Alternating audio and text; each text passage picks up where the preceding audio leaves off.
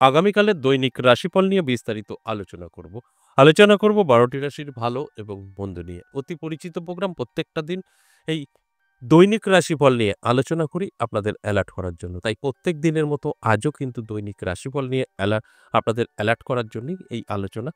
কারণ প্রত্যেকটা দিন কোনো না কোনো রাশির ভালো সময় থাকে, আবার ঠিক সেরকম কোনো না কোনো রাশির খারাপ সময় থাকে। তাদেরকে অ্যালার্ট করার কাজটাই আমি করি। তারপর আপনার দায়িত্ব আপনি কিভাবে আপনার জীবনটাকে গুছিয়ে তুলবেন। অবশ্যই আলোচনা করব। তার আগে আগামীকাল দিন সম্পর্কে বলে নিই। আগামীকাল ২৪শে মার্চ সোমবার, দশমী তিথি এবং আ উত্তরাষাঢ়া নক্ষত্র, পরিগ যোগ। এবার ১২টি রাশিকে নিয়ে আলোচনা করব এবং জন্মরাশি ধনু। আমি শুধু এই যে ১২টি রাশিকে নিয়ে আলোচনা করব তাদের অ্যালার্ট করার জন্যই কিন্তু এই আলোচনা করব। কারণ প্রত্যেকটা দিন আমাদের কোনো না কোনো রাশির ভীষণ ভালো সময় থাকে। আবার কোনো না কোনো রাশির ভীষণ খারাপ সময় থাকে।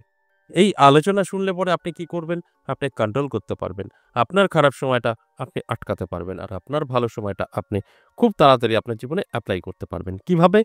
অবশ্যই আমি বোঝানোর চেষ্টা করব। যদি আপনি জানতে পারেন আপনার সামনের সময়টা খারাপ বা আপনার অমুক জায়গায় গেলে বিপদ হতে পারে, 100% দিয়ে বলব আপনি যাবেন না। তাহলে কিন্তু আপনি অনেকটা সেফ থাকবেন। আবার যদি আপনি বুঝতে পারেন যে আপনার জন্য অনেক ভালো কিছু অপেক্ষা করছে, কোনো সুযোগ আসতে পারে, আপনি কিন্তু অ্যালার্ট থাকবেন। কোনো সুযোগ আসলে সেটা গ্রহণ করতে পারবেন। আর ধরুন আপনার জানা নেই, আপনার এরকম সুযোগ আসবে, আপনি অতটা গুরুত্ব দেবেন না। আপনি ভাববেন, "ও ঠিক আছে, তো রোজই আসে, ও পরে দেখা যাবে। এই মুহূর্তে আমার দরকার নেই।" ঠিক এইভাবে এড়িয়ে যাবেন। পরবর্তী সময়ে কিন্তু আপনার এই সুযোগটা আর আসবে না। সেই জায়গায় কিন্তু পিছিয়ে থাকবেন। তাই আমি মনে করি এই আলোচনা আপনি যদি সম্পূর্ণ শুনতে পারেন, আপনার জানা হয়ে যাবে আপনার নেগেটিভ, আপনার পজিটিভ। নেগেটিভটা আপনি আপনার জীবন থেকে দূর করতে পারবেন, পজিটিভটা অবশ্যই আপনার জীবনে এপ্লাই করতে পারবেন। তারপরে কিন্তু আপনি আপনার মতো করে এগোতে পারবেন। তাই এইভাবে আপনার জীবনে পরিবর্তন আসতে পারে। যে কারণে আমার প্রত্যেক দিনের এই আলোচনা। আরেকটা কথা আমি বলি যে প্রত্যেকের কখনো ভালো থাকতে পারে না। প্রত্যেকের কখনো খারাপও থাকতে পারে না। যেখানে দাঁড়িয়ে আমি 50% বলি। আমি 100% দিয়ে বলতে পারি 50% জাতক জাতিকাদের আমার প্রত্যেকটা আলোচনা মিলবে, আর 50% জাতক জাতিকাদের কিচ্ছু মিলবে না। এটা বাস্তব। বাস্তব সত্যটাকে আমাদের মানতে হবে। সকলের সাথে যদি মিলত তাহলে আপনি খেতে পারতেন না, পড়তে পারতেন না। কেন? টাকা দিয়ে কিছু হতো না। আপনারা খাওয়ার পেতেন না, কারণ চাষী চাষ করত না। কোটিপতি কেউ চাষ করবে না।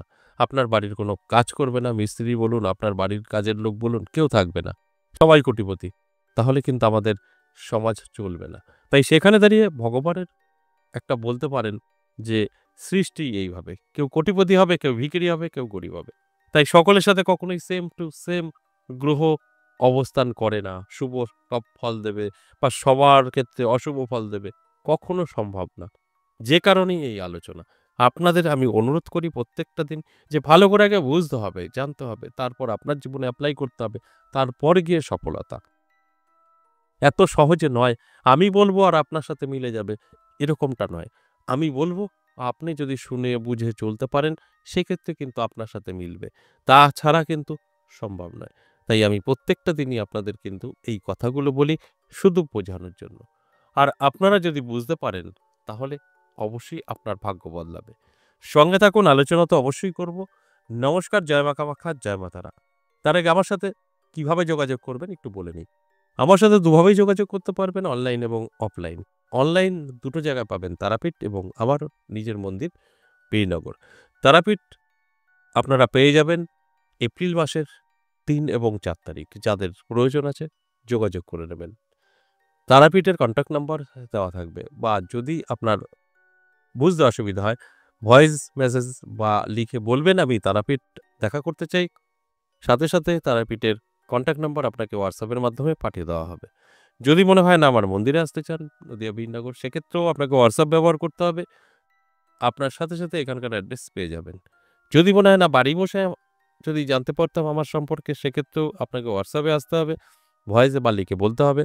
আপনাকে কিন্তু ফুল প্রসেসটা আপনার WhatsApp এ চলে যাবে। কমপ্লিট করবেন ২৪ থেকে ৪৮ ঘন্টার মধ্যে কল করা হবে। ঠিক সিস্টেমেটিতে আসলে আপনার খুব সহজেই সমস্যা নিয়ে আলোচনা করতে পারবেন, তার থেকে বেরিয়ে আসতে পারবেন। এবার আসুন আজকের আলোচনা দৈনিক রাশিফল। এই দৈনিক রাশিফল আমি এক একটা রাশি দিয়ে বলব ভালোভাবে যদি বুঝতে পারেন তাহলে অবশ্যই আপনার জীবনের পরিবর্তন ঘটবে।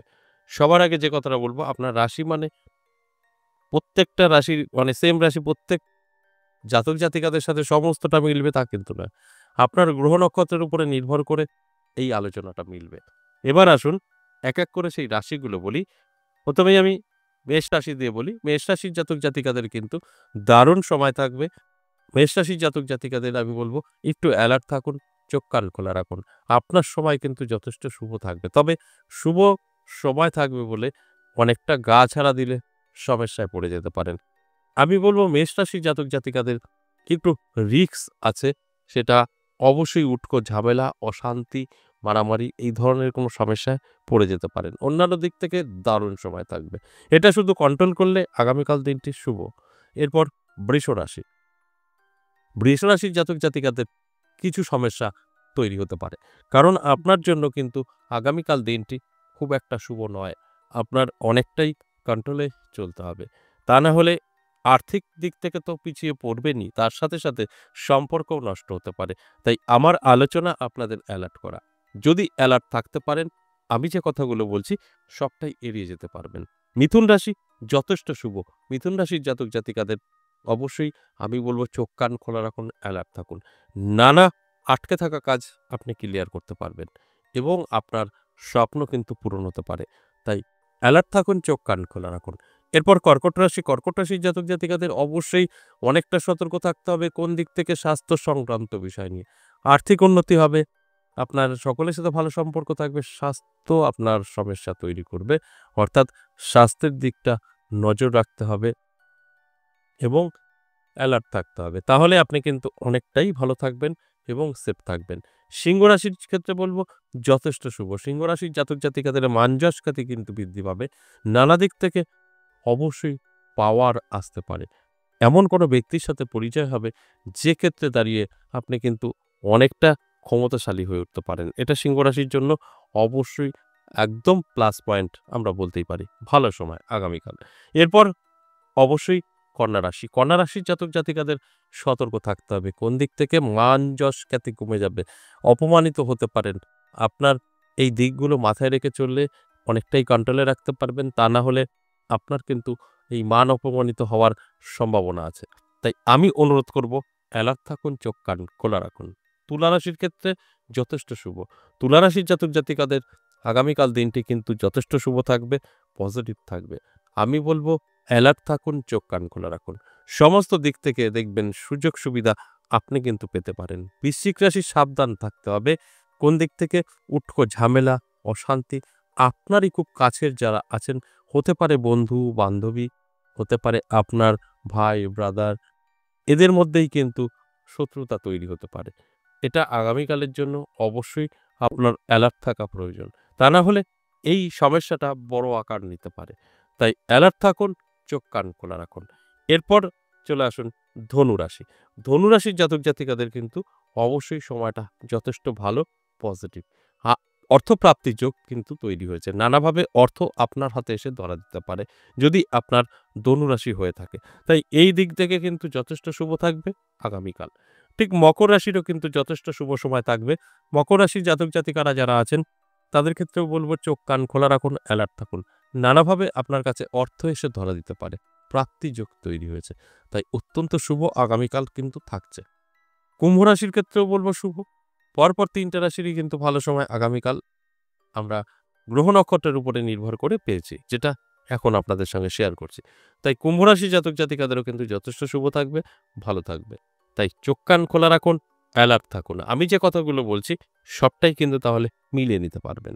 সর্বশেষ মীন রাশির কথা বলব। অবশ্যই সতর্ক থাকতে হবে। কোন দিক থেকে? মীন রাশির জাতক-জাতিকাদের আগামীকাল দিনটি কিন্তু অর্থ হানির যোগ রয়েছে। অর্থাৎ আপনার কোথাও টাকা ফাইন দিতে হতে পারে, বেফালতু জিনিস কিনে ফেলতে পারেন। যেকোনোভাবে টাকা হারিয়ে যেতে পারে। মানে অর্থ আপনার কাছ থেকে কিন্তু চলে যেতে পারে। এই দিকটা মাথায় রেখে আপনাকে চলতে হবে। তাহলে কিন্তু অনেকটাই ভালো থাকবেন। এই যে আলোচনা করলাম দৈনিক রাশিফল ১২ টি রাশিকে নিয়ে, এটা সম্পূর্ণ এভারেজ এবং সর্বজনীন। এখানে কারোর ব্যক্তিগত জন্মছক বা হস্তরেখা বিচার বিশ্লেষণ করে আলোচনা করা হয় না। তাই আপনার সাথে মিলবেই কথাটা কিন্তু বলা সম্ভব নয়। আমি বলব চোখ কান খোলা রাখুন, অ্যালার্ট থাকুন। গ্রহ নক্ষত্র কিরকম আছে তার উপরে ভিত্তি করে আপনার কিন্তু রেজাল্ট আসবে। আজ এ পর্যন্তই, আবারও আসবো নেক্সট ভিডিও নিয়ে। ততক্ষণ ভালো থাকুন। নমস্কার।